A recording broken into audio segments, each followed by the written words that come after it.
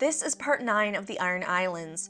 In part 8, the Targaryens booted the Ironborn from the Riverlands, and House Greyjoy became the new lords of the Iron Islands. The Greyjoys mostly kept the Ironborn in line, forbidding them from leaving the coast of Westeros as to not upset their Targaryen kings. For over a century, the Ironborn craved to return to the old ways, when they were feared and powerful, wolves of the sea reaving up and down the Sunset Coast. A dream that never died as the decades rolled on, with old men and priests preaching for the return of that way of life. After a century, the Kraken woke and the Ironborn saw the return of the old way. For a time. This Kraken was Dalton Greyjoy, a wild, fearless, hot-tempered, and headstrong young man, and heir to Pike in the Iron Islands, who was said to love 3 things: the sea, his sword, and women.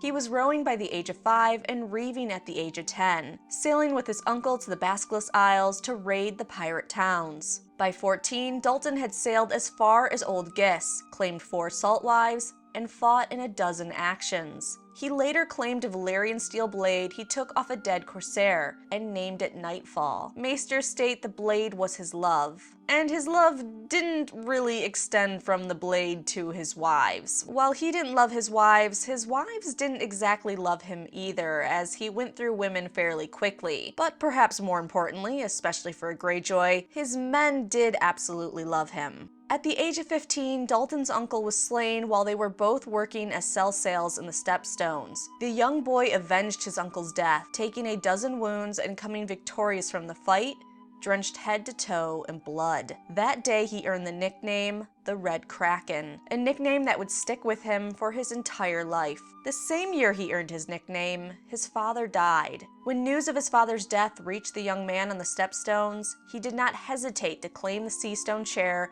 as Lord of the Iron Islands. Dalton had known a life of fighting, and now as a 15-year-old-ish ruler of the Iron Islands, that fighting nature didn't go away.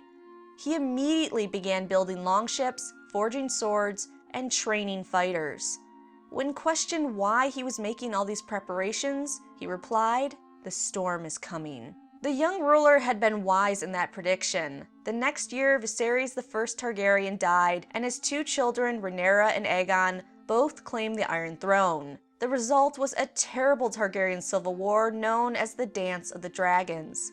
When news of the war reached Pike, it is said the Red Kraken laughed aloud. As the war went on, Lord Greyjoy did not interfere until both factions eventually reached out to the Ironborn. Aegon II was the first to ask Dalton Greyjoy for help. Aegon II feared his half-sister Rhaenyra's advantage at sea, and to counter that, he offered Lord Greyjoy a place on the small council as Lord Admiral of the realm if he would bring his longships around Westeros to battle Rhaenyra's forces in the Narrow Sea, particularly the fleets of House Velaryon of Driftmark. While most would have jumped at the opportunity being presented, Dalton wasn't most.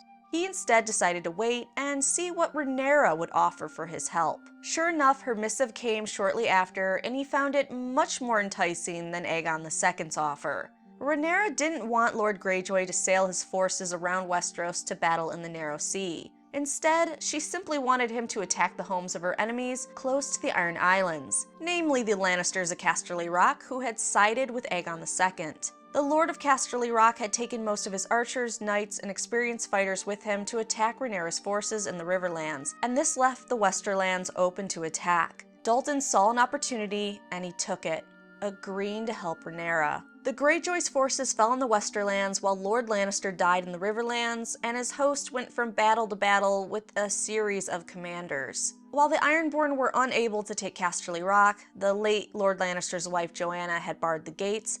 The Ironborn burned the Lannister fleet and sacked Lannisport, carrying off large amounts of trade goods, grain, gold, and taking hundreds of women and girls as salt wives, including the recently dead Lannister's favorite mistress and their natural daughters. But Lord Greyjoy and his Ironborn didn't stop there. After so long of not being able to raid the coast of Westeros, they were suddenly free to do so again. Up and down the coast, the Ironborn reaved. Lord Greyjoy led the attack himself to capture Case. Afterwards, Fair Castle, Fair Isle, and its wealth fell. On Fair Isle, the Red Kraken took 4 of Lord Farman's daughters as salt wives, and gave the 5th one, which he called the homely one, to his brother Varan.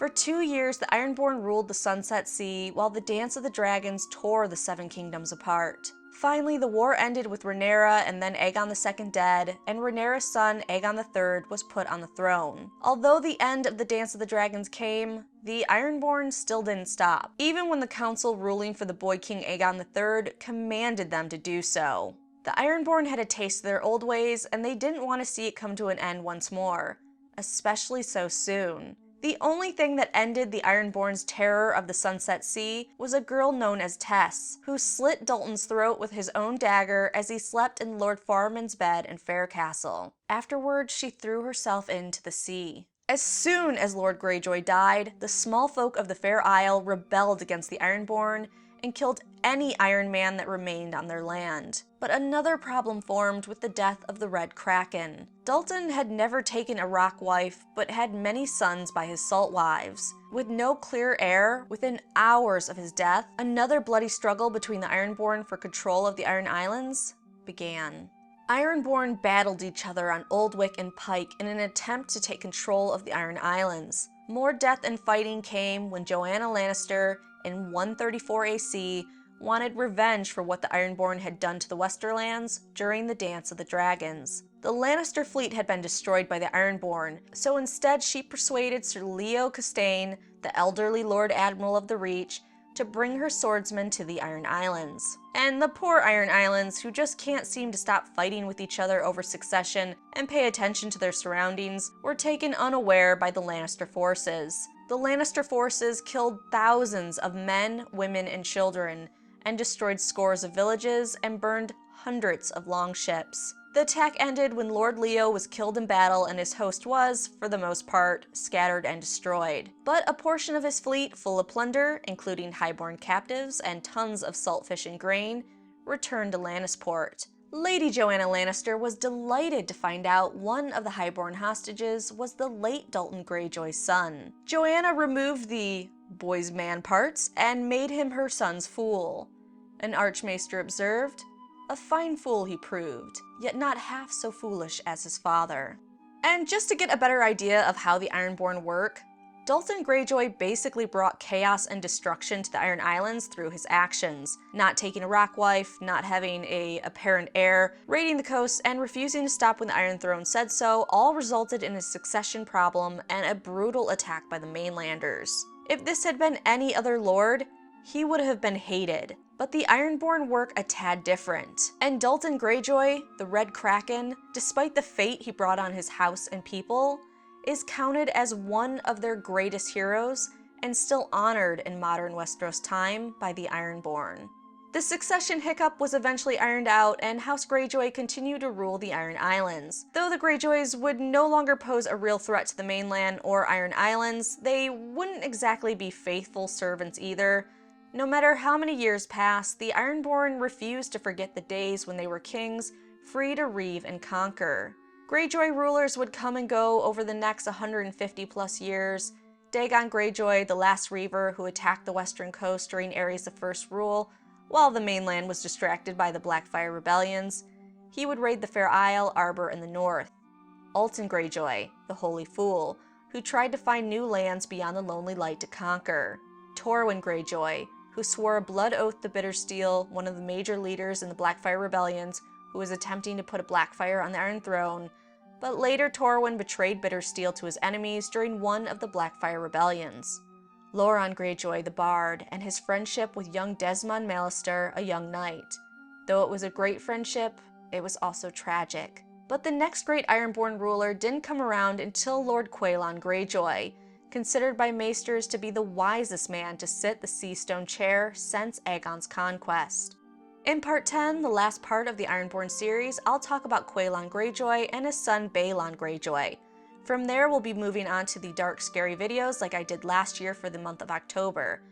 After October, we'll go back to the north for a while. Thank you for watching, please hit the thumbs up button and come back for more videos.